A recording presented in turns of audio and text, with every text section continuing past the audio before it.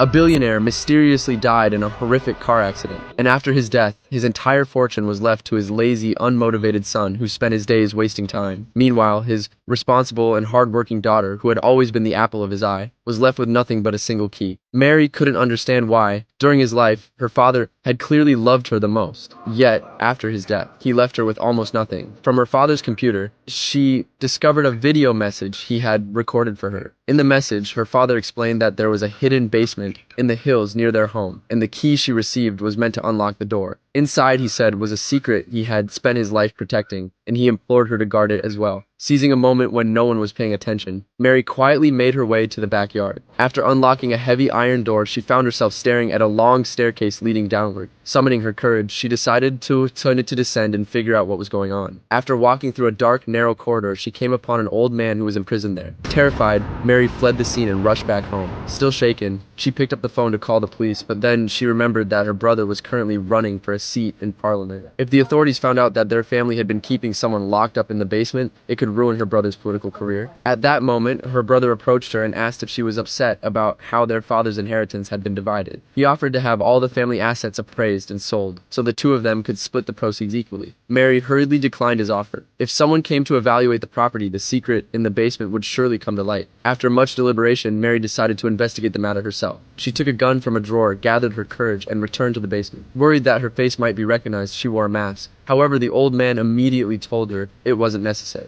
"I know who you are," he said. "If you've come here to find me, it means your father has passed away." Mary was stunned. This man not only knew everything about her family, but even described a birthmark on her body. It was clear that the relationship between her father and this man was far from ordinary. Mary asked why her father had imprisoned him here, but the truth turned out to be far more horrifying than she could have imagined.